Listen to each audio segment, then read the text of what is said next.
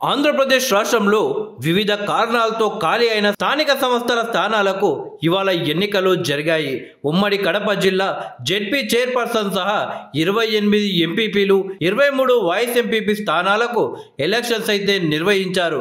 వాటితో పాటు 12 మండల పరిషత్లలో కోఆప్షన్ సభ్యులు, 214 గ్రామ పంచాయతీల్లో ఉప సర్పంచుల ఎన్నిక కూడా నిర్వహించారు.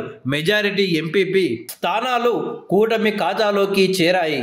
అయితే వైఎస్ఆర్ కడప జిల్లా పరిషత్ చైర్మన్ ఎన్నిక ఏకగ్రీవమైంది.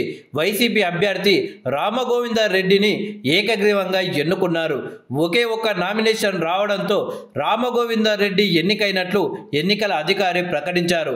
తిరుపతి రూరల్ ఎంపీపీ ఎన్నికల్లో ఉద్రిక్తత చోటు చేసుకుంది.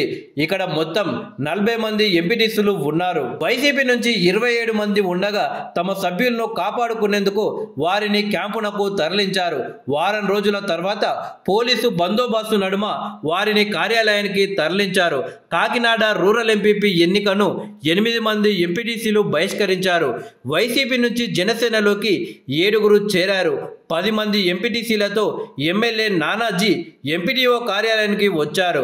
కాకినాడ రూరల్ ఎంపీపీగా జనసేన అభ్యర్థి అనంతలక్ష్మి ఏకగ్రీవంగా ఎన్నికయ్యారు.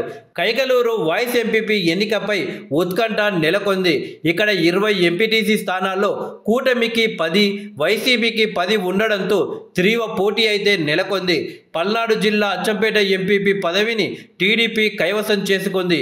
మాదిపాడు ఎంపీటీసీగా స్వర్ణమ్మబాయి ఎంపికయ్యారు. గుంటూరు జిల్లా దుగ్గిరాల ఎంపీపీ పదవిని కూటమి దక్కించుకుంది. 10 మంది ఎంపీటీసీల మద్దతుతో ఎంపీపీగా జమీన్ ఎన్నికయ్యారు. రామగిరి ఎంపీడీఓ కార్యాలయం వద్ద పోలీసులు భారీ బందోబస్తు నిర్వహిస్తున్నారు.